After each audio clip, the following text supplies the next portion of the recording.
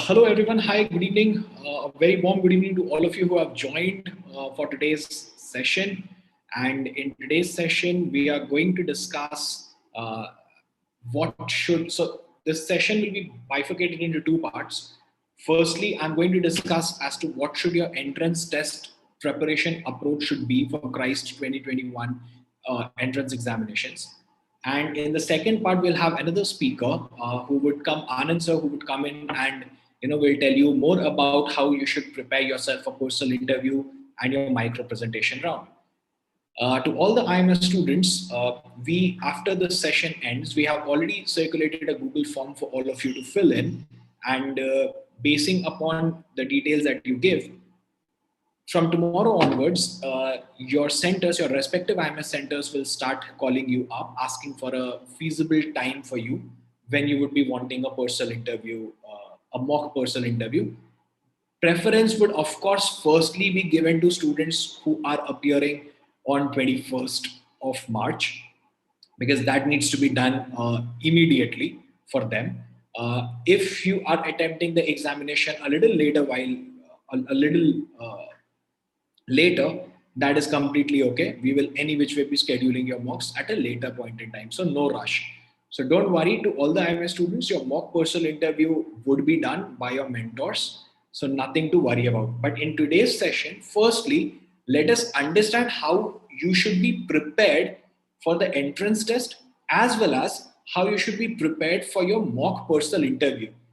Thereafter, you give a mock personal interview, and then you'll be ready for the final interview round or the micro presentation round as well.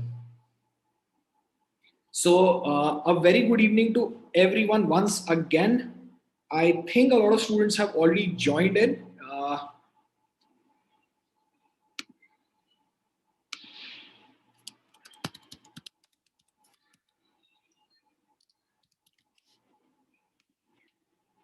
All right. So, my name is Vaibhav Prakash, and I am a lead mentor working with IMS Undergrad India. So, I've been training students for various competitive entrance examinations for the past 4 years now. And today, my part would be when I would be training you, I would be telling you as to how you should be approaching the entrance test. Because getting into Christ is a twofold approach, or is a twofold war that you will have to fight. One is clearing the entrance round, clearing the written test round. Once you clear the written test round, then comes the second battle, wherein you will have to appear before a micro presentation as well as a personal interview. Once you clear both these rounds, then you get into Christ College, be it Bangalore or any other, in any other campus that you might have chosen for yourself.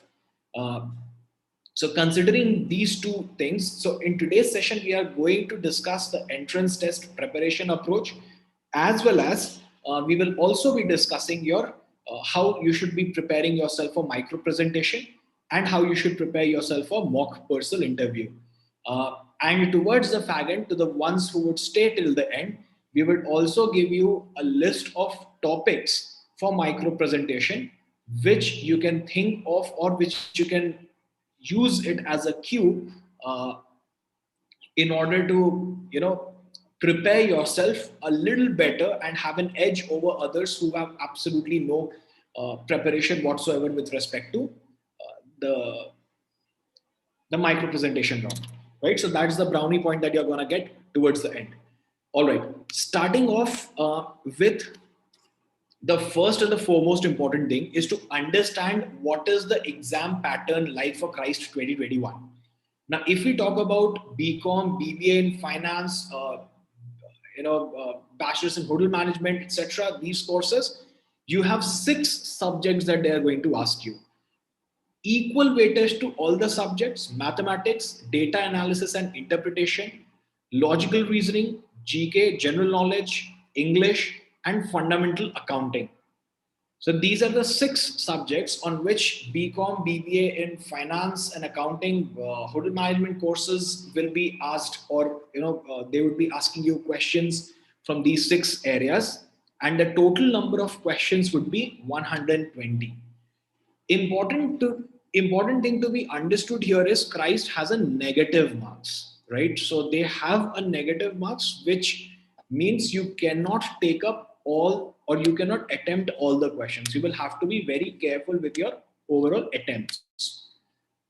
Now, if we talk about different variations of BBA, like BBA honors, or BBA in finance and investment banking, etc., different variations of BBA, they again ask you 6 subjects, but the weightage changes here. Now, fundamental accounting is only of 10 marks for BBA courses, and English as well as reasoning increases. Uh, the marks in English as well as reasoning increases by 5 in each segment. So mathematics, data analysis and interpretation remains 20, GK remains 20, fundamental accounting becomes 10, and English and reasoning, logical reasoning becomes 25 each. So again, taking the overall score to 120.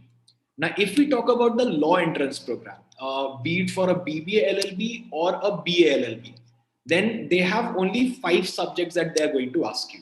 They will have a separate section for static GK, and they will have a separate section for current affairs. Current affairs will be 15 marks. General knowledge will be 30 marks. So 45 out of 120 questions would be your general knowledge based questions. Then you will have data analysis and interpretation, something like a mathematics data interpretation, 20 marks. You will have logical reasoning of 25 marks, and you will have English language of 30 marks. Thereafter, again taking the entire total to 120.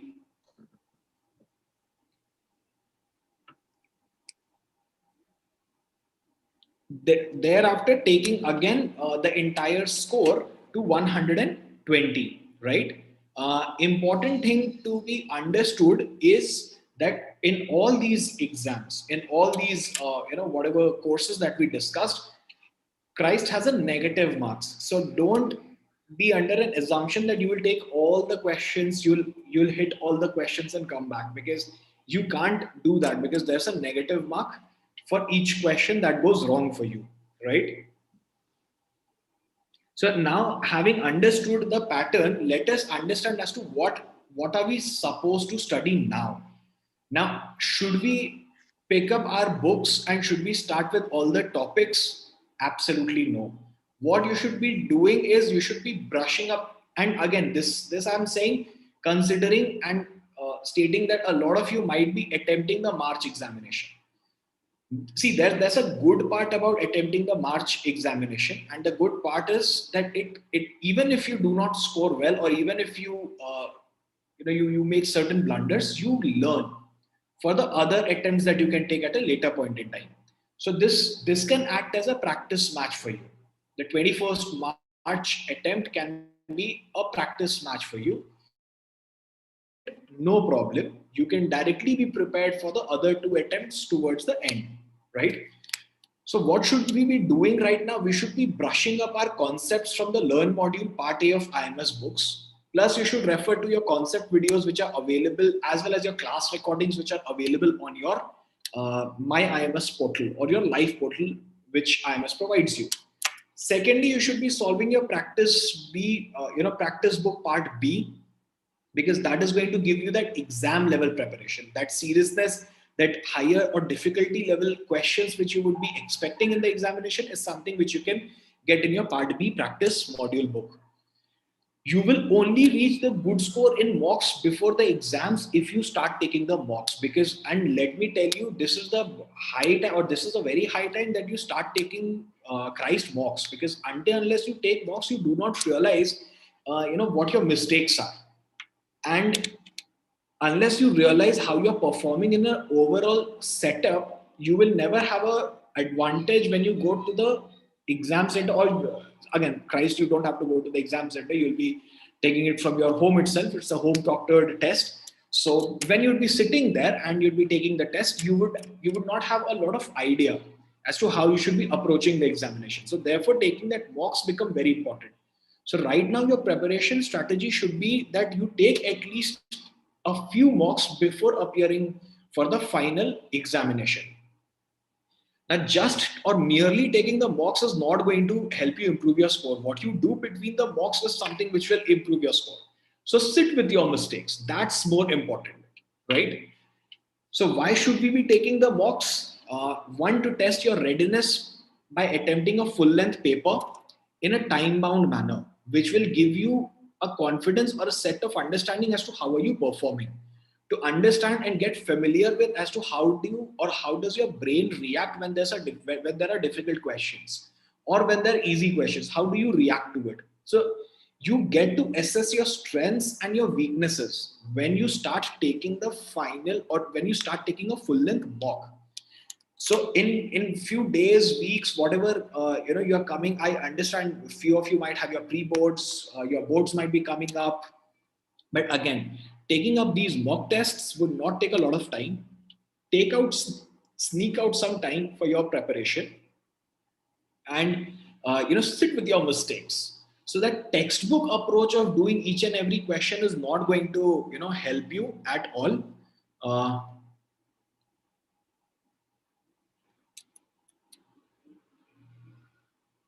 so that textbook approach is not going to help you at all, and what you should be doing is taking up mocks and seeing where you stand and where your preparation lacks, and the areas of the areas where you feel that you lack is something that you should be targeting before the examination.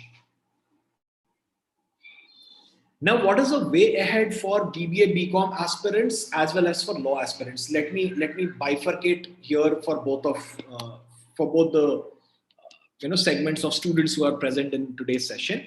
Now, if you're a BBA or a BCom or any management management course aspirant, if you are taking the 21st March attempt, take at least 2 Christ mocks which are already available on your UG My IMS portal. Actually, there are 3 which are already live for you.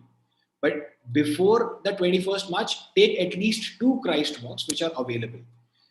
Like I said, sit with your mistakes in these mocks and understand what are the areas that you should be revising before the 21st March attempt. Now, second comes the law aspirants. So we have launched a mock for you today at around 8 p.m. We have launched. If it has not been launched, it will be. So tomorrow or any time after tomorrow, you can take a mock before your 21st March attempt. Make sure that you take it in a day or two, because you need some time to figure out your weak areas so that you can brush up and you can revise those areas before your 21st March attempt. Right? Please note that Christ law examination does not have a legal aptitude section. And this is, I'm saying, for the law aspirants. So you don't have legal aptitude, so don't get back or do not take back or take up your books, legal aptitude books, and start reading. That will just be a futile waste of your time and efforts, right? So take up a mock, see what are the areas that you lack upon, and target those topics before your 21st March attempt. The same strategy goes well even for a later day examination, as and when you would be taking as according to whatever preference you would have filled while filling up the Christ form, right? Now, so just giving a quick update about the mock schedule which are available for BBA aspirants and for law aspirants. Mock test 1 to 3 are already live on your UG My IMS portal, and fourth mock test would be live on 18th of March. So 2 days from now, another mock would be launched closer to 21st March attempt. For law aspirants, first mock test would be launched today itself. In case there is some delay because of some technical issues, it would be done by tomorrow. So don't panic, don't worry. Just check your law My IMS portal and it would be there, right? So that is what your mock schedule looks like. For law aspirants, you don't have to take a lot of mocks because you are already prepared through your CLAT mocks, AILET mocks, your SLAT mocks. You are already prepared enough to take up Christ. To take up the or rather face that challenge of Christ entrance examination. Now, what you do before each mock is, make something like this, a table. Now, this table is important because it will give you an idea as to what aspirations have you set for yourself and whether you have reached that aspiration in that particular subject or not. So, for example, so I write the maximum score for verbal ability. So, for example, we are taking that Bcom test where everything is 20 marks. So I say verbal ability, maximum score is 20, GK, current affairs is 20, reasoning is 20, maths DI is 20 and 20, right? So I say that this is the maximum marks. What are my current marks? If in case I have taken some previous marks, what are my current marks in this? If you have not taken, koi baat nahi, leave this blank. What is your target score? How much are you targeting out of 20? Or say, for example, if I say maths and DI is 40, then how much am I targeting out of 40? Is it that my aspiration is 30? Is it my aspiration is 25? Is it my aspiration 28? You write your target score. Then you write your target attempts as to how much attempt are you going to make in the mock so that you reach to your target score, whatever you have decided, because there's a negative mark. Then the last three columns is something which you fill after the mock. So you will be filling your final score, and it would give you an idea whether you have reached your aspirational score or you have not reached the aspirational score. Then you see what was your target time which you had set for yourself for each section and actual time that you took for that section. So this table is overall going to help you understand a lot of things about yourself as to where are you wasting your time, which section needs urgent and immediate attention. And once you know and once you realize that, okay, reasoning is something, or maybe GK current affairs is something which needs urgent attention. So I need to focus on that subject more rather than focusing on English reasoning, which are any which way my strong areas. And I'm doing decently well because I'm matching to my aspirational score. Math and GK current affairs is something which I need to focus upon because if I don't, I'm going to lose out on a lot of marks. So focus and work on those areas. Considering that if you have set your target time and you know that this is the time limit that you have set for yourself, and if you are exceeding that time limit, you will get an idea and you will have a fair bit of understanding how to manage it better when you take the next mock or when you take the final entrance test, right? Now, what do you do after each mock? Once you have populated the final score, you do that. That's the most important. Compare your target scores and your final score and see which areas do you lack in. Review each and every test question. Like go to the same test, click on review, sit with your mistakes. That's the most important thing. Until unless you sit with your mistakes, you will not remember them for future. Once you sit with your mistakes, once you realize where did you go wrong, what areas do you need to work upon, is that analysis of your performance, right? That which areas am I losing marks on. Now once I know that, say for example, say blood relation is something in logical reasoning which where I'm losing marks, so that is one topic which I've realized I need to brush up. Now I go back to the concepts topics from the study material section tests. I take those tests, I solve those questions again, and then maybe I take the next mock, or I say okay, let me take the final attempt of the entrance examination. So your final score, which you have seen in the section wise, becomes your current score in the next test, right?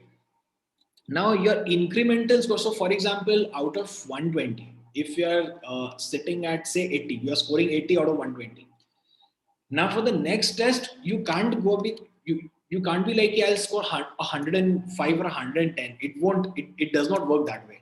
So try for an incremental score by increasing it by 10 to 15 marks. So try going to 90-95. Very, very important thing to be noted here is that the Christ University, the exam conducting authorities, do not reveal the score cutoffs. So it is very difficult to give you a safe ballpark figure as to what is how much should you be scoring, or what should be your score that you should be targeting. It's very difficult to say. Two reasons: Christ does not release its past year paper. Second, it does not also release its cutoff. So you don't know as to who scored how much and what was the kind of the question paper. IMS mocks are very, very close to your the final paper, right? So you'll have to have that trust and take those mocks. To be on a safer side, consider 65 to 70% of the total marks as a safe score. for getting a call for micro presentation and personal interview. So in your 120 mark paper, your aim should be to score somewhere around 65 to 70% of 120 so that you get a call for micro presentation and personal interview. So this is something which you should always keep in mind, right?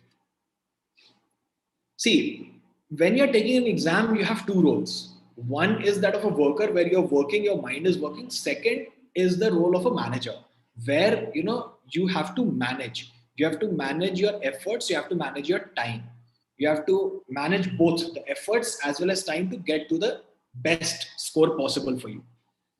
Now, how do I do this? So this leads up to a follow-up question that which question should I attempt to maximize my scores? How can I save my efforts? How can I save my time to get to a maximum score? And the answer is as simple as an ABC. Now, let me first explain to you quickly as to what ABC is. So, ABC is type of questions. There are three types of questions.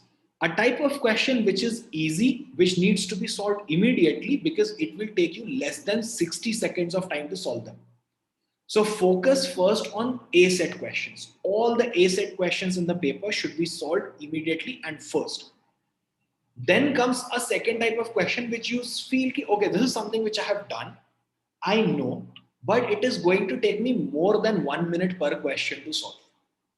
I can do this definitely, but it is going to take me some time. So you leave them, you mark them, and you leave them for a later point in time. Then comes the third kind of question, which are difficult and time consuming. You may be able to score, you may be able to, solve that entire set of questions absolutely correctly, but you spend 10 minutes of your time doing that.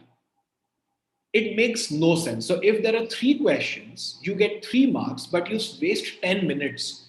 Makes no sense. Rather, I would use that 10 minutes to work upon those questions, which will take me a minute or less than a minute. So overall, that will help me to manage my time better. And I would definitely be scoring more than 3 in that 10 minutes. So if I look at a comparison of whether the first, when I solved only 3 questions in 10 minutes, or the second where I solved say a 7 questions in 10 minutes, my score would any which way and any given day be higher in the second one. So utilize your time better, and this is how you do it better. So ABC is something which you have to follow. So A is abhi karo, immediately.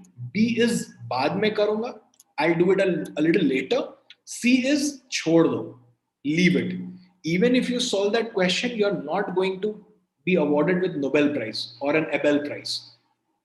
You just get 1 mark. So leave it. Don't make it an ego issue that how will this question not be solved by me? Never make that mistake. If you do that, it would be just a spiral where you'd be losing out on a lot of things. Now, how to use it in earlier mocks? So, for all the tests that you have taken so far, it could be a module test, it could be a Christ mock test, it could be for some other mock test, regardless. Whatever you have done, whatever previous mocks that you have taken, sit with those mocks and see if you have a high A's or a high B's or a high C's. How do you do that? So you see what were the easy questions which you could have solved quickly. So you say that out of 120 questions, say 60 questions were easy. Now, out of those 60, how many were you able to solve, and how many were you able to clear it? How many were you able to solve correctly out of all those 60? Now, if that your A's are high, if out of 60 you say you score somewhere around a 50 or a 45 to somewhere between 45 to 50, then you have a high A, which means that your concepts are good. Just ensure that you are using your time well during the test. If you have a high B, so you knew that, okay, I knew this concept, but I could not have I could not complete it. I could not, it took me a little more time. Your concepts are good, but your timing is something where you're lacking. So try working on, okay, how could you convert few B's into A's. so that you could solve them quickly and maximize your marks in a shorter duration.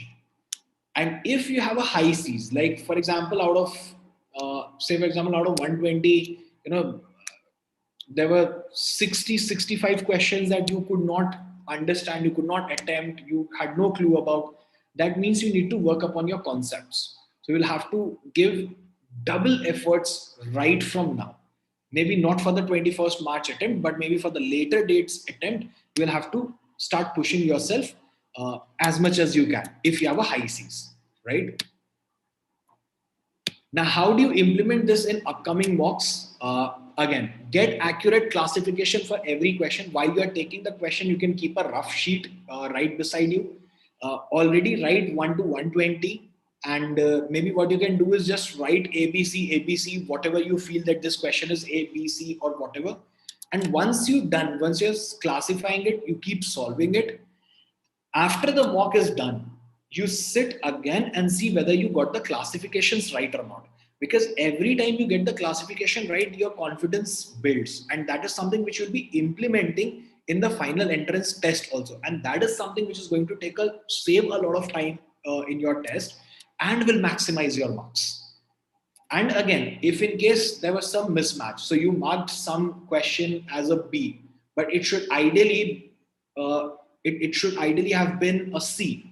Like you should have left that question. Then see where did you go wrong, or why did you go wrong at that point in time, so that you do not commit the same mistake while classification in the final entrance test, right? That is how you will have to practice. And guys, again, this is something which is new for you, and you need to practice. Unless you practice it this way, you would not be comfortable doing it.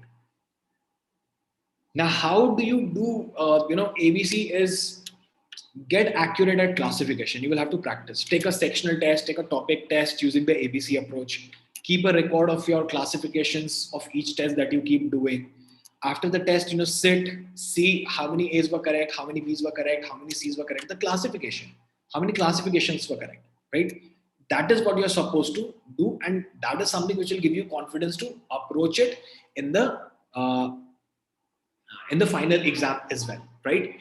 So on this note, I come to an end of my part. Now the second part, which is very, very important, is how to prepare yourself for your mock personal so how to prepare yourself for your micro presentation as well as your personal interview is something which Anand sir is going to take that session. I will be handing over the entire session to Anand sir so that he can continue. Listen to him very carefully. I understand you, a lot of you might have a lot of queries, questions, concerns, which I can see in the chat box as well of the YouTube. Don't worry, I will be there. I'm sitting there. I'll try to address as many questions as I can.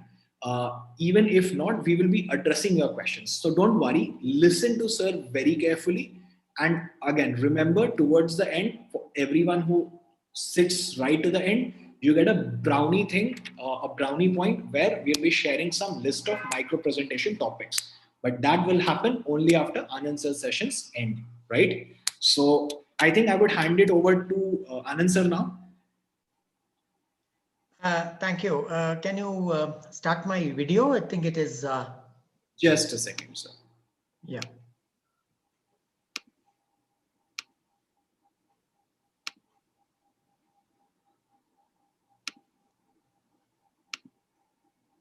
So you can turn on your camera now. Right. Yeah. Hello. I think of all the people attending are, except for one name that I cannot recognize, my children, right? Anyway, so what I'm going to do this is, thank you, Vaibhav. I'm going to take it from here. After you finish the test, those of you who get selected, it used to be that earlier, they used to call everybody who had written the test for a process called a micro presentation and interviews. And of late, from last year, they're calling only a select number of people. It's not very difficult. So let me answer one question which was asked by Shreyas while Vaibhav's presentation was going on. And it was that he asked me, is that material that IMS gave last year for GK is enough? Now, please understand, many of the questions of GK are going to come from events which have happened in the last 6 months or 1 year. Static GK can be from anywhere. So the preparation for a test which has GK should not be done on the eve of the test in the first place. I think Shreya should know better than anybody else because you're my student, you're from here, right? So I've been telling you that GK preparation is an ongoing process that you should actually keep in touch with the news, and you should look at it with a little more care than normal, because it's not only general awareness that we are looking at.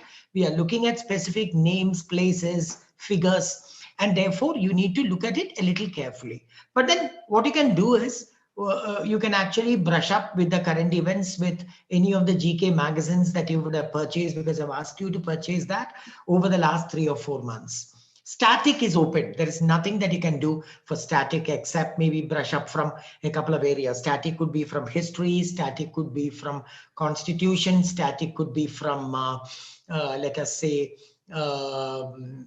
science. So like there is nothing much you can do for that. There is nothing much you can do because you can prepare 10,000 questions and you may get another 20 questions which are not from that 10,000 as well. So you need to do your best over there anyway. All right, with that, let me get to the topic. The topic is the second stage, which is, they call it skill analysis, skill estimation, skill analysis or something. Plus they say that there is going to be a micro presentation and an interview. As far as the skill assessment is what they call it. As far as skill assessment is concerned, there is nothing much. I mean, I think that the skill assessment is done during the interview process itself. I'll come to that because there's only 2 processes involved, and one is a micro presentation and the second one is an interview. Now, let me talk with a micro presentation. A set of topics is going to be given. These are the topics which they have given in the website of Christ itself. They normally don't give it for undergraduate students. They give it for their MBA students, and the undergraduate students are asked questions from the same topics. Every year, it has been the same, right? So I'm giving you an edited version of that. Some of it is specific for MBA, which I have edited out. So I've given you the other topics, which are very common. Now, there are about, I'm going to give you something like 70 topics today. After my class, you can actually get that on the site, if you can ask for it, we'll try to see whether it can be sent to you through various groups as well. The question comes in, how do I prepare for 70 topics? Do I need to read up on these 70 topics? It's again pretty much impossible. And the topics range from very specific topics to very general topics as well. So before I talk about how to approach the topics itself, let me tell you what is expected of you as far as a micro presentation is concerned. Now, some of you might even go for symbiosis test later. And if you're selected, symbiosis also goes through an interview process. And during that interview, they call it differently. They don't call it micro presentation. They call it an extempore presentation. They just give you a topic out of the hat. You will not get any inkling as to what the topic is. They would just give you the topic. It will be something which is very contemporary, something which is being discussed, something which is there in the papers and in the current affairs news, and they would ask you to speak on that. So the micro presentation session that I'm about to tell you is also going to stand you in good stead when it comes to a symbiosis process as well. Now, what is expected of you is very simple. Let's not get scared about this term micro presentation. It's an entirely oral presentation, as well as the only thing that they are looking at is whether you speak English well. It's a test of your fluency more than anything else. Christ has a big preference for people who are fluent. when it comes to both BBA and law, especially for law, but even for BBA, they want people who are very fluent. When I talk about very fluent, do I mean that your English has to be syntactically correct, grammatically accurate? Not necessarily, but of course, you can't fumble either. You can use short sentences, it does not matter. You need to appear confident. So let me tell you this. This is not a test of your skill with the English language or your ability to actually construct sentences grammatically correctly. It is a test to see whether you're fluent enough. When I talk about fluent, I mean confident. The fluent, the word fluent, F-L-U-E-N-T, the flu itself, the F-L-U is a word for Latin for flow. So we are talking about the words flowing out of your mouth. They don't have to be grammatically perfect, but of course, most of you can speak well, I know. So it should not be an issue at all. But what you need to understand is it should be relevant to the topic. And the usual experiences, the time that they have given, they have specified for the micro presentation is 90 seconds, which is 1.5 minutes. But my experience is that it is a completely different thing if you're called to Bangalore and this takes place as a separate process in a separate room other than the interview. But this is going to be online this year. And if it is going to be online this year, my experience is that the moment you start talking, when you complete 2 sentences and they know that you're talking something relevant to the topic, you don't have to be brilliant. You don't have to be extremely logical. You are not presenting a debate over here. You are not presenting an argument over here. You are just expressing your thoughts on the subject given. I'll give you examples. Thoughts on the subject given. That's the only thing that you're doing. Your thoughts on the subject. And how do you present it? Do you come forward and say that with a little bit of confidence, without fumbling too much? If you talk on the subject, if you finish 2 sentences, the general experience is that they would say, all right, and they will go on with the interview, because the interview and the micro presentation are going to be in the same session if it's online. In the case of offline presentations, which is not going to be the case this year, normally that they might listen to you for maybe about 20 seconds or 30 seconds more, nothing more than that. So having said that, keep the fear out of your mind. You're not being assessed for your eloquency. You're not being assessed for your knowledge on the topic on which you are presenting. Of course, you have to talk something relevant to the topic, something which is logical as far as the topic is concerned. But otherwise, let's be very clear, they are not there to assess whether you are a brainiac here who is actually coming out with fantastic points on the topic given.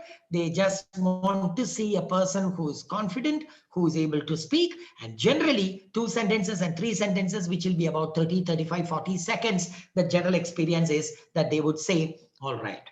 So when we prepare for it, see, the question is, are you going to prepare on all the 70 topics I give you? The normal thing is Christ gives you these 70 topics. At the end of the day, they have a pet 3 or 4 topics which are normally asked, which will be very common topics anyway. And please remember, even if you smug up on these 70 topics, please remember that they can always come out with one which is not there in the list. And you cannot tell them this. I have had one experience, but I'm not telling you to do this, of one student last year who said that, can you give me another topic?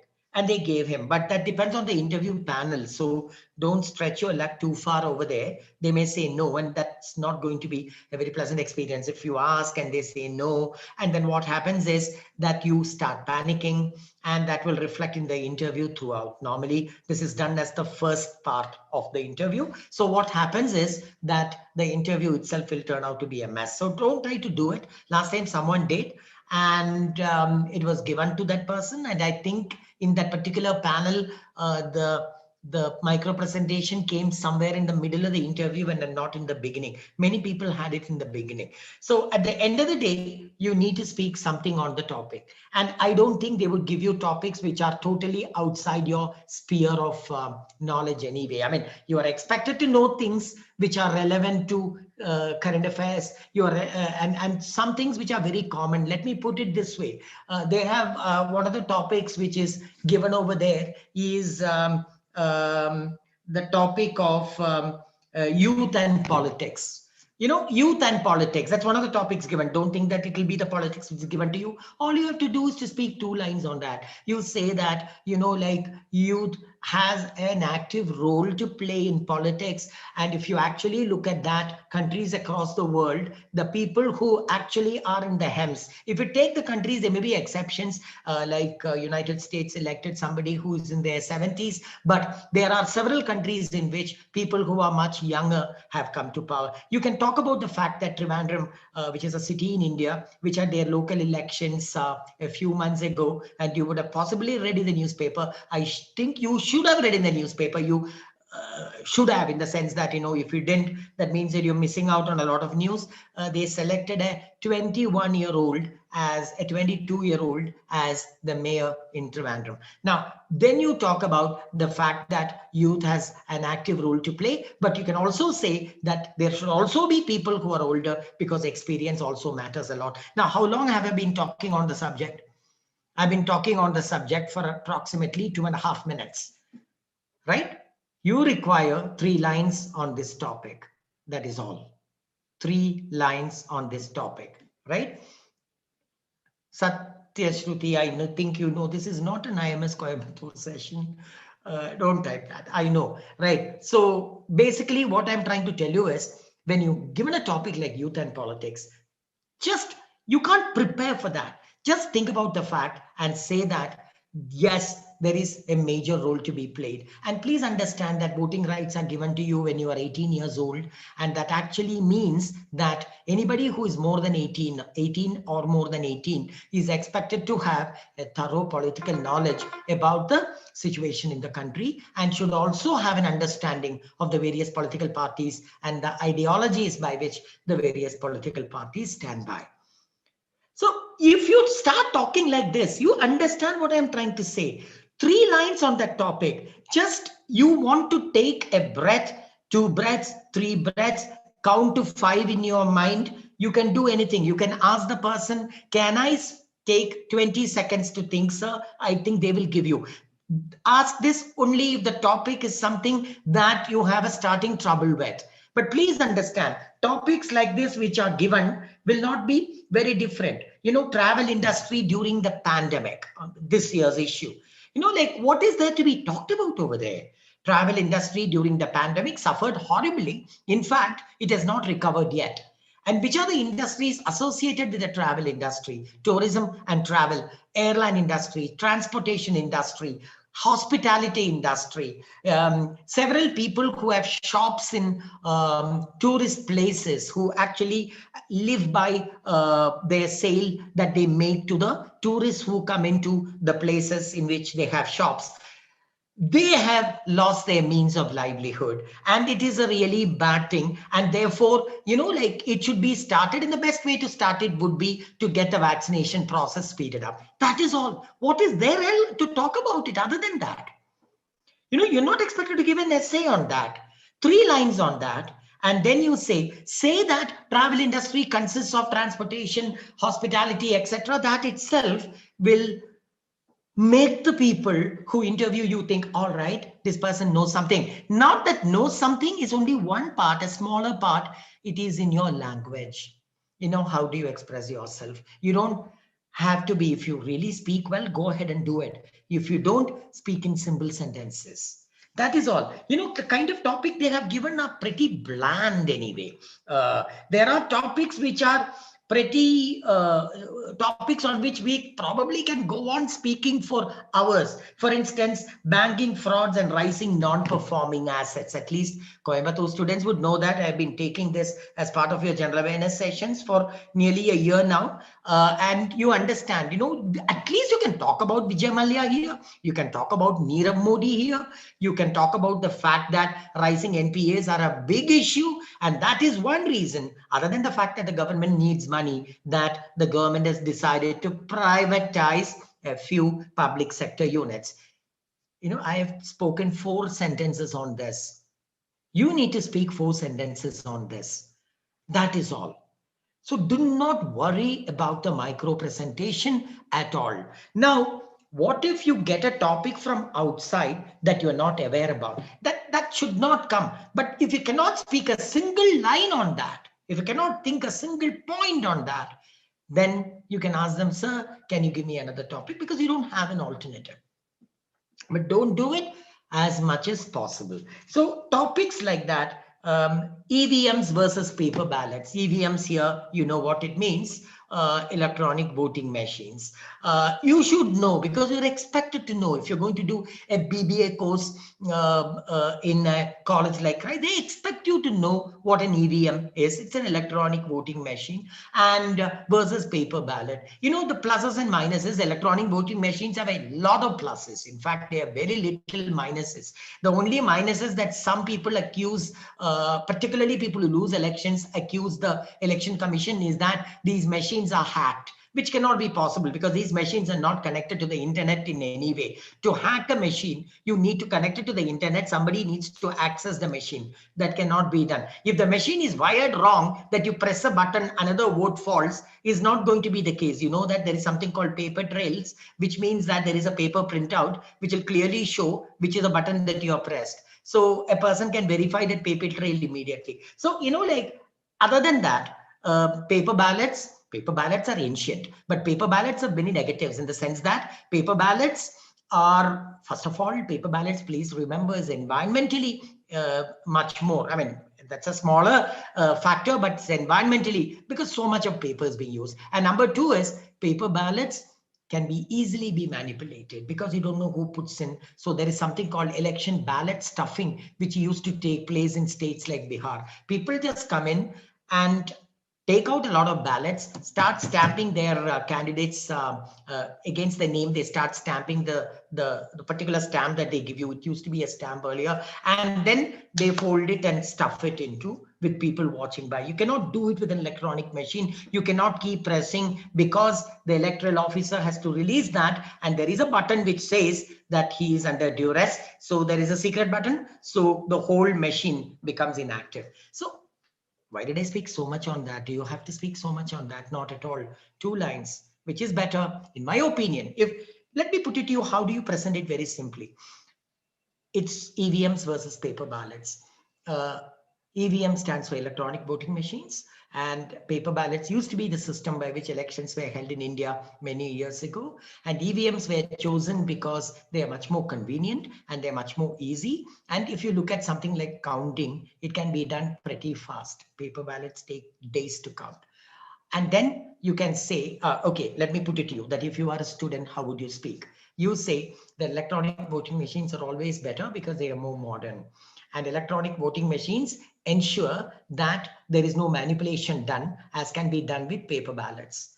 And in paper ballots, many of the votes can actually turn out to be what is called as invalid votes, because even the paper, if you fold it wrongly, it will actually smudge onto the other side and will become invalid. Paper ballot is always an old system, and we switched over to electronic voting machines in order to be more modern. And the only accusation against electronic voting machine is that it can be hacked, which cannot be done simply because it is not wired. It is not connected to any other. You require an internet connection basically for that, or any other connection for that, which it does not have. That's all. So talk about micro presentation. Just think about the topic. You don't have really time for jotting down. You can ask them for 30 seconds. If you want to, you can ask them for 30 seconds. And then quickly jot down 3 points, or even while they give you the topic, just say, can I take a moment, sir? Write down the three lines on the topic and start talking. Don't read the lines, but start talking, looking at the camera. Start talking.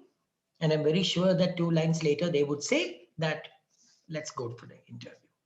So please understand, let me repeat this once more. A micro presentation is no big deal. Don't be scared of it. And number two, they're assessing whether you speak English decently, fluently. And number three, are you talking something relevant to the topic given? That is all that is required in micro presentation. There are topics which are specific, and it doesn't mean that they're going to give you these topics, but you can always go through this 70 topics. You can always go through if you want to, because you get about 3 or 4 days. Even after the test, I think you get 3 or 4 days for this, and you can prepare. But what if they give you something outside? They can always give you something from outside, but I don't think it will be that difficult for you to speak on, even if they give you something from outside. Digital detoxing, another topic. Digital detoxing means what? Detoxing generally is a word used by health experts, fitness experts, to say that your body has to be detoxed from time to time, and they suggest various means, different kinds of diets or even fasting, etc.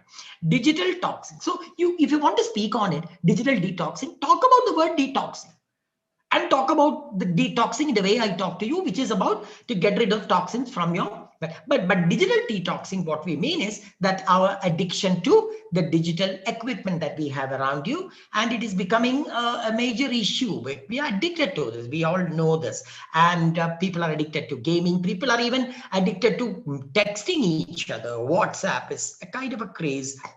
Instagram, you need to snap a photo and then put it online. All this becomes a kind of a this thing, and therefore experts suggest to keep your mental health, it is better from time to time to spend maybe a few hours or a few days, not going to be possible, maybe a few hours away from these equipment in order to digital detox. That is all. 2 lines. Talk what detoxing is, talk what digital detoxing is. That will do. So I'm not going to talk about 70 topics again, and that is going to take a lot of time for us. And is India safe for women? I don't know whether you know that United Kingdom, London is going through a very tough time. I'm not going to get into that. A woman has been killed, and a policeman has been arrested of stalking her and murdering her. Further details have not come out yet, so we don't know whether she has been subjected to sexual violence. We don't know that, but the fact is that even in London, like if women are not safe, you can understand what their situation would be. Talk about Nirbhaya, talk about the fact that the society actually blames a girl who gets out after a certain time in the evening, etc., for that topic, right? So is India safe for women? You can definitely say that no.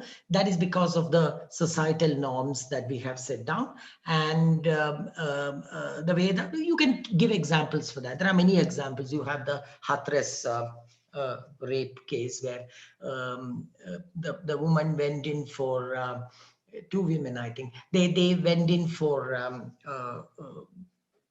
picking up firewood, and they were raped, etc. Right? Global warming. Now, if you get topics like that, it'll be brilliant. But I have a feeling that you get topics like that more than topics like is India safe for women? Global warming. I mean, you can go on for hours for that, about that topic. And then topic like COVID-19 effect on e-commerce. That's a positive effect on e-commerce. Remember, because you can't go to the shops, you buy things online. So things like that. I'll give you the entire topics a little later. Viper would give it a little later. Where are we now? Micro presentation. One more summing up, and then I'm getting into the interview part. One more summing up. All you need to do is to be confident. Quickly jot down 3 points if you can. Otherwise, think 3 points in your mind, and then just talk. Be confident, just talk. If you want to take a breath, if you want a little bit of time before that, you can ask them. In symbiosis, they may not give you that much of a time. It's extempore, and therefore they may give you about 5 seconds or 10 seconds. But here, since it's a micro presentation, you can ask them, can you, don't take an inordinate amount of time. Don't take a minute and all that. Say that, can I take about 30 seconds, sir? I'm very sure that they would allow you, and just think about the points. And you can also get permission from them. If you want to jot down, if you have a piece of paper in front of you, you're going to look down. So you definitely need permission from the interview panel. Please remember that. If you're looking down, otherwise they should not think that you're Googling for that, right? So it is better that you tell them that, sir, I have a piece of paper here. Can I just note down a couple of points? Some interview panel, like they like stress interviews. So they would say possibly no, in which case smile and say, all right. And then think about the points in your mind. But when I say jot down the points, it's not mandatory. It is better not to, because there's always the danger that they probably would think when you look down that you are Googling for the topic. So let's not have that. You can tell them that I have a piece of paper, show them the piece of paper and say, can I jot down 2 points? But again, I'm telling you, do that only if it is absolutely necessary. Do that only if the topic is so complex that you require a little bit of time. Otherwise, keep it in your mind, jot the points in your mind and speak. Right. So that's about the micro presentation. Let's get into the interview. Let's understand something. The interview and micro presentation, the time which is given in the website of Christ is 10 minutes, which means that assuming that they have set aside 1.5 minutes for the micro presentation and they will not take that much of time, they'll take only 1/3 of that time. Let's assume that your interview will go on for anywhere between 7 minutes to 9 minutes, 10 minutes maximum. Any interview of 10 minutes is a structured interview, and you need to understand first what is it that interviewers look at when they interview a candidate. It's not whether you answer every single question well. That obviously helps. They look at the overall experience. So if there is one question that you cannot answer, it doesn't really matter. Don't lose your cool. Go for the next question. A series of questions that you cannot answer becomes an issue, but that normally comes in only when these questions are on your subjects. But the questions are not on your subjects. Why should you not know the answer to that anyway? Okay. So let me tell you, how do you prepare for any interview? It's not only for Christ. Consists of 3 areas. One will be about yourself. That starts with an introduction. Very rarely they may not ask you for the introduction and they'll go directly for the interview, but generally for undergraduate students, interviews for undergraduate admissions, they don't do that. They normally ask you for an introduction. All right. You need to prepare for an introduction. I'll come to that. So you need to introduce yourself. That is about you. Then please remember that you would have filled up an application form, which possibly would be there with the interviewer. And they would look at the place from which you have come. They look at the school or the college that you have studied. They may look at the subjects that you have studied. And of course, here in BBA, law, it could be different, but in BBA, I think most of you would be from commerce stream. Rarely there would be science students coming in, etc. The questions can only come from that. So if you come from, let us say, if you come from Bangalore, the questions would be on Bangalore. You can expect questions on Bangalore. They would not ask you anything on Delhi because you're not from Delhi. So your background will determine the kind of personal questions that you get. It starts with an introduction, and then they might ask you as to why you want to do BBA or why do you want to do law. This session is for both. The micro presentation is obviously the same for both. Okay. And they may ask you, why do you want to do law or why do you want to do your BBA? You should have an answer for that.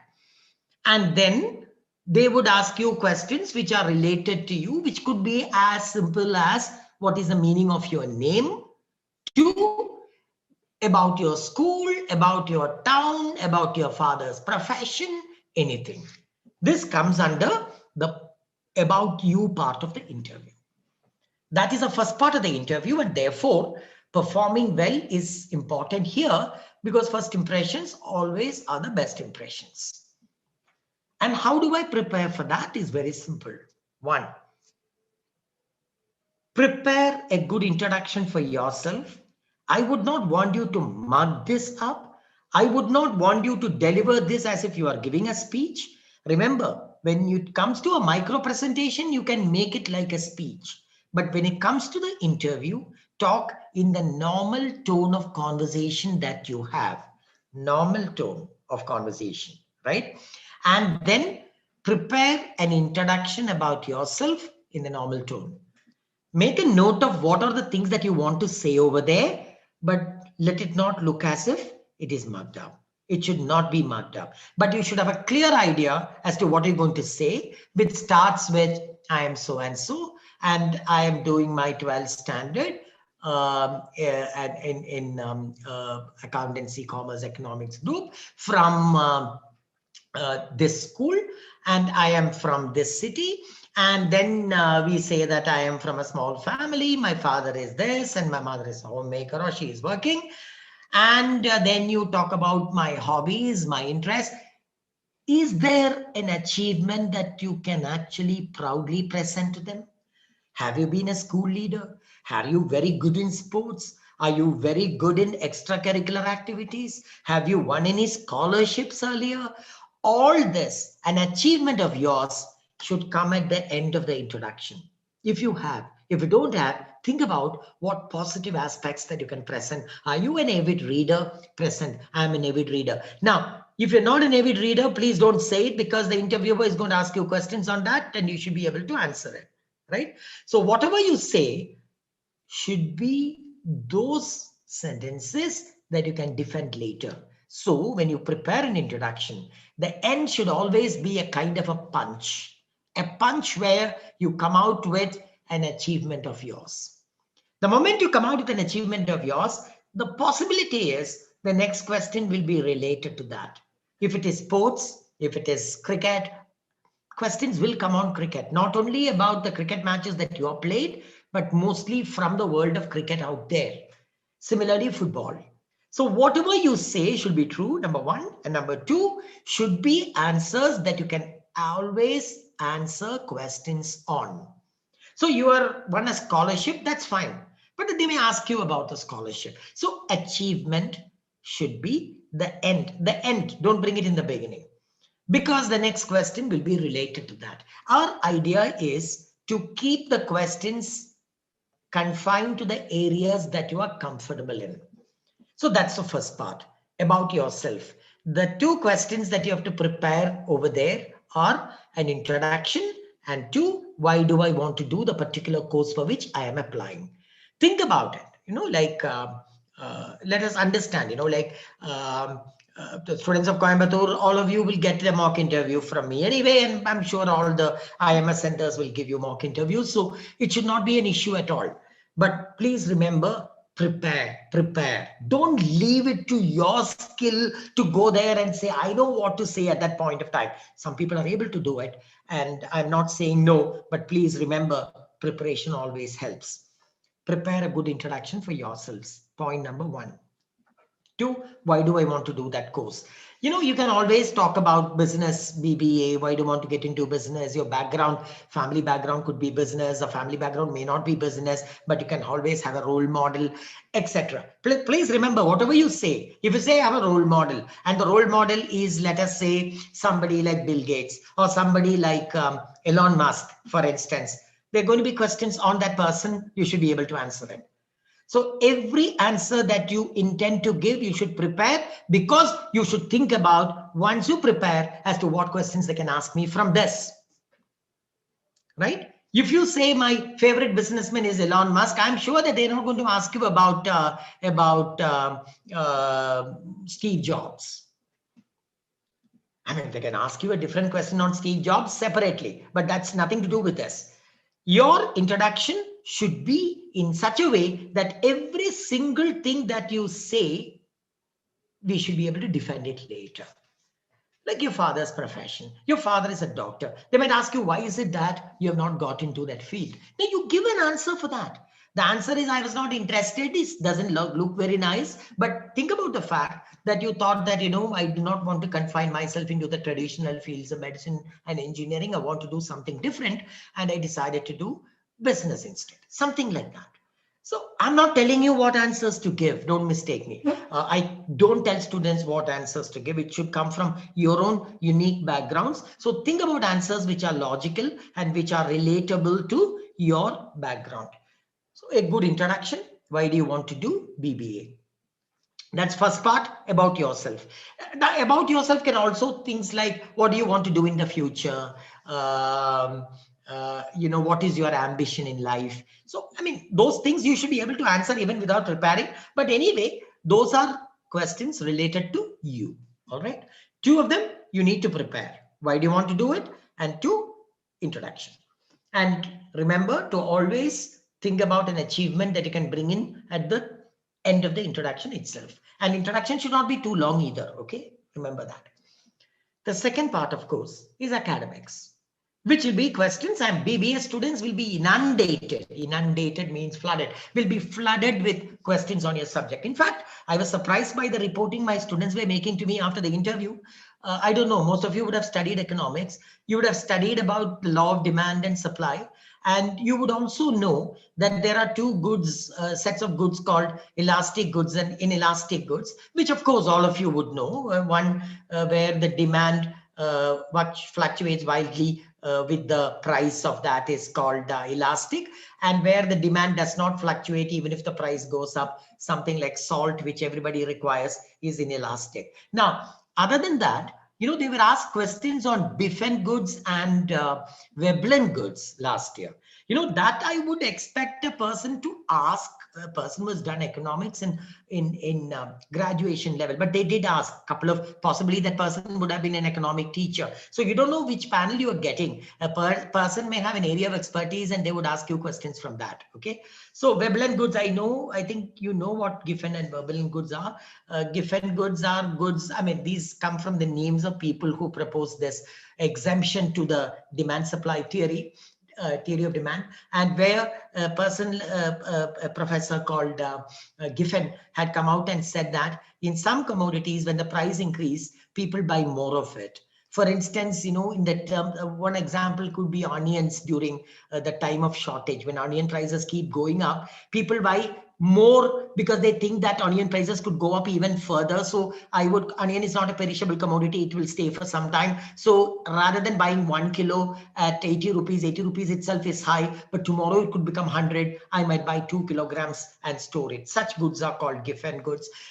My purpose is not to give you I'm only telling you an example. All right. Veblen goods are goods where luxury goods, where higher the prices, there would be demand for that. There will be no high demand for that, but there will be a certain market for that, like the Nike swoosh for shoes and Apple and mobile phones, etc. Now, they ask questions on that. They can ask questions on accountancy if you have studied that. They can ask questions on pretty much everything which is related to your studies. Now, for the rare people who actually have done science, I don't think you would get questions on business or business. You can expect a lot of GK questions.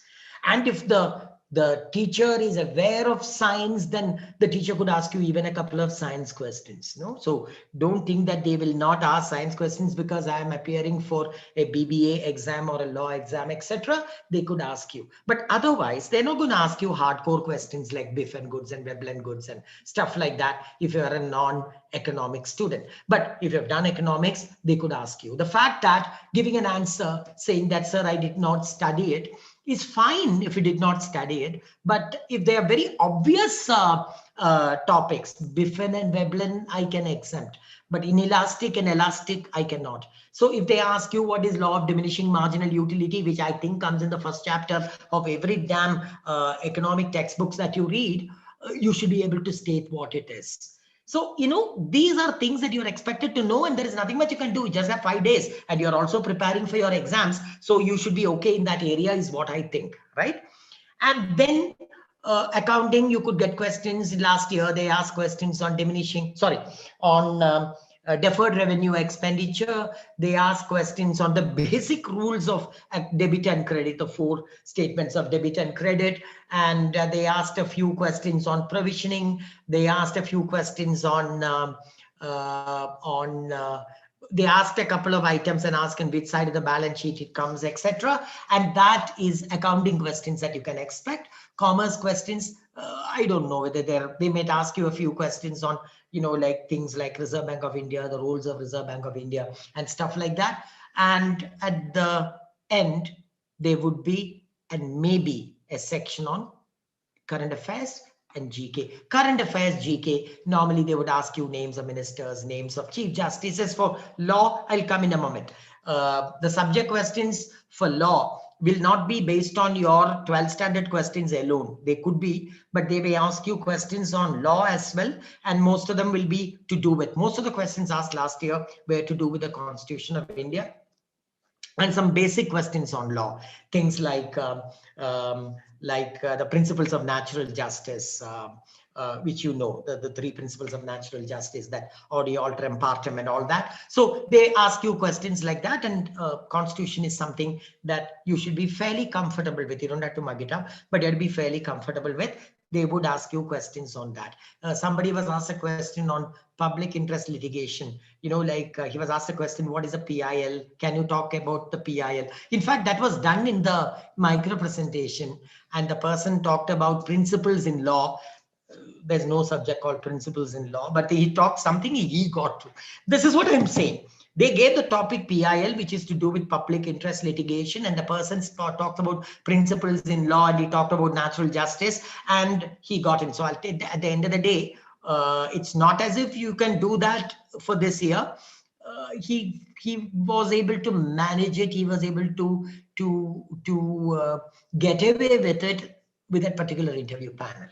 Okay, so you can't do it. So you need to remember that you need to brush up on the basics of your subjects, and that will be the second part. And the third part, of course, could be GK. They could ask you who's the chief justice, who is the governor of the state, which are the states going for elections, which is going to happen right now, who the chief ministers of the various states, which are the major political parties in that state, etc. So you should be prepared for that. And you can also be asked questions on basic general knowledge like farmers agitation. I don't think they'll ask you too deep questions into that topic. You have only 10 minutes for the entire process. Remember, so you have so many people to interview that they will not be able to give you any more time. So all this is crammed into 10 minutes, which means if you impress them in the first part, which is about yourself, you should be able to get away with a decent score in your interview.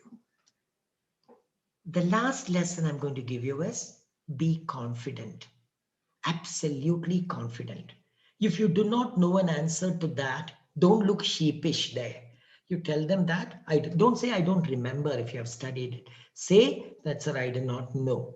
But you should not come to a situation where you say, I don't know to every question which is asked, which obviously you will not, because you are lucky this time, because your exams are going to come up in the month of May. So you guys are preparing for it. And so you guys would be able to answer subject questions without a problem. It's not like people who go for other courses where they have done the course a few years ago and they would not remember anything about it. So in this case, you should be able to answer. Brush up on your general awareness and GK. They are only going to ask you very obvious topics and not very difficult ones. I don't think anyone had a very difficult interview. Please remember, you're not being selected on interview alone. You're being selected on the parameters of last year. The parameters included the marks in 11th, and then because the 12th results had not come the same this year, and then they also looked at your test score plus your interview score and the overall impression that you create. Therefore, give a good interview. Normally, people who give good interviews get selected. But there are people who told me that they were very good in the interview, and I know there were students who were able to give very good interviews, but they were not selected. But I think they have different yardsticks by which they take their students. So don't get disappointed if you do not get through, because there will be other opportunities for you, but do your best over there. Be satisfied that you've given your best, and that means preparation. So in the next few days, prepare for your interviews by one, having a good introduction. Why do you want to do it? And then think about your subjects, and then think about a few questions on general awareness. If you do this, you should be able to do well. So that's about it. So please remember one thing. What is that? Confidence. I know you would be nervous. Anyone would be nervous if they are facing interview, more so if you're doing it for the first time. But believe me, even if you're giving the 15th interview for admission in your life, you would still be nervous. You will be nervous, but try to downplay that nervousness. Try to answer the questions as sincerely as possible. And please remember to look into the camera when you speak. And please remember to keep a pleasant face. Smile if you can. When the interview starts, whatever the time is, good morning, good afternoon, say it with a smile. And even when they ask you to introduce yourself, start with a smile and say it, so that the face is pleasant. Even if you do not know the answer to a particular question, you say, I'm sorry, sir, I do not know, and smile. right? That makes a lot of difference, not only to the interviewer, but to your own confidence, right? So work on that.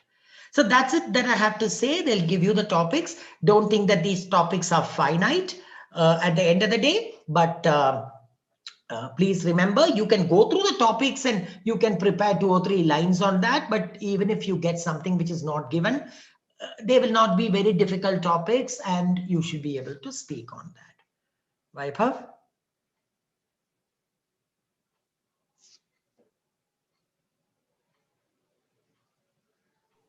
Yeah. Yeah. Hi, sir. Hello. Carry on. So yeah, I think it was a very nice presentation from your end, sir. So I think we have covered all the three segments that we needed to cover.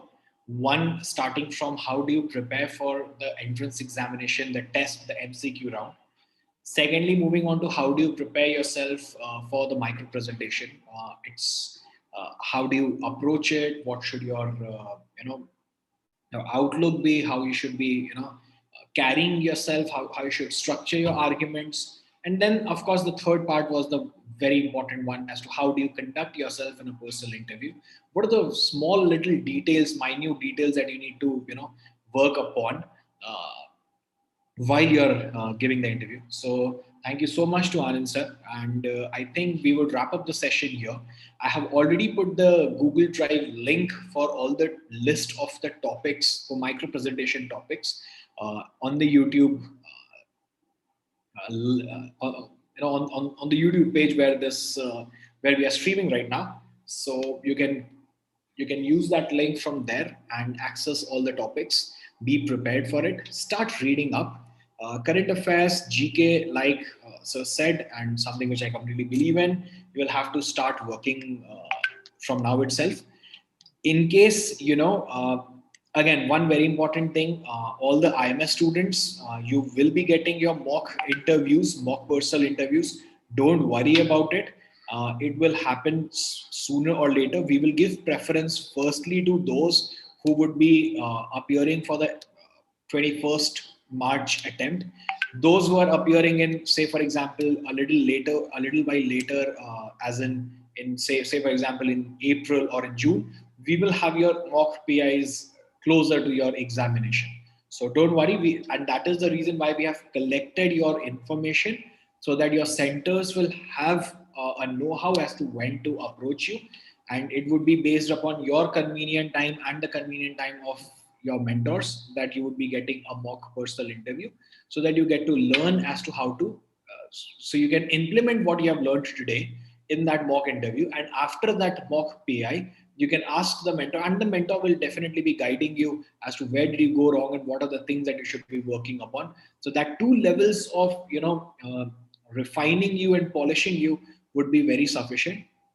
Be pleasant, work right now, start working very sincerely towards your entrance examination, because getting to micro presentation and personal interview will happen only and only when you clear your entrance test. So on that note, I think we would wind up. Thank you so much for tuning in. I hope all of you got a lot of information, a lot of help, a lot of guidance that you were looking forward to. If you have some comments that you would want to share with us, kindly put them on the YouTube page itself where we are streaming this session. And if in case you're an IMS student and you still have some queries or questions, please redirect them to the Telegram group of your respective batch. We will be taking them up there. So good night. Wish you all the very best. Stay safe. Take care. This is Vaibhav Prakash signing off. Goodbye. Thank you.